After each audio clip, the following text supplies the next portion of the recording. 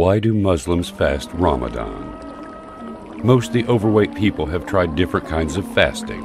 Some will drink only juice for a day, or eat only fruit, or stay away from any sugar or carbohydrates, or stop drinking alcohol for a period of time. Yet, it seems strange, the idea of Muslims fasting in the month of Ramadan.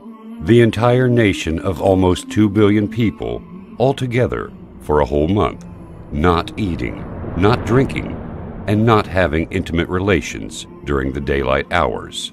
Isn't it a very harsh practice? What is the real spirit of Ramadan? Fasting means to abstain from food, or from certain kinds of food voluntarily, as an observance of a holy day or as a token of grief, sorrow, or repentance. This practice can be found in most of the major religions of the world, like Hinduism, Judaism, and Christianity. Although in most religions, fasting is for expiation of sins. In Islam, it is primarily to bring one closer to Allah. Since being conscious of Allah is the prerequisite for righteousness, great stress is placed upon fasting in Islam. Abu Umama reported, "I came to the Messenger of Allah and said, 'Order me to do a deed that will allow me to enter paradise.' He said, 'Stick to fasting, as there is no equivalent to it.' Then I came to him again and he said, 'Stick to fasting. Fasting makes you feel hunger, which every poor person suffers from in the world. This is how you would sympathize with the poor and try to help them more. This is why every Muslim is required to give food to the poor immediately by the end of Ramadan. The basic rules of fasting are avoiding food, drink, and sexual intercourse between dawn and sunset in the month of Ramadan. Other levels must be added to have real impact on the fasting person. The basic level of fasting will not benefit one spiritually, except from the perspective of submission to divine instructions. Thus, the ritual level alone will not purify one of sin.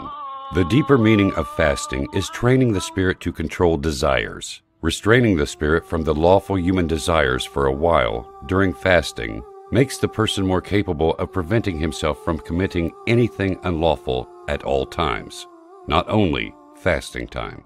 It helps him control the negative human emotions, like anger. It also helps the person to overcome greed, stinginess, and hatred. This is what the Prophet Muhammad, peace be upon him, said. Allah has no need for the hunger and the thirst of the person who does not restrain himself from telling lies and acting on them even while observing the fast. The essence of the sciences of self-development and management of time and resources in the world call for one important principle: control your desires and do not let them control you. In this age of gratification, many things are used to fulfill human desires as soon as they have them. The ability to delay gratification is an important skill, and fasting helps in developing such skill. Fasting is primarily between the person and Allah, and because of this intimate aspect of fasting, Allah was quoted by the Prophet as saying, "Every act of Adam's descendants is for themselves, except fasting. It is meant for me alone, and I alone will give the reward for it."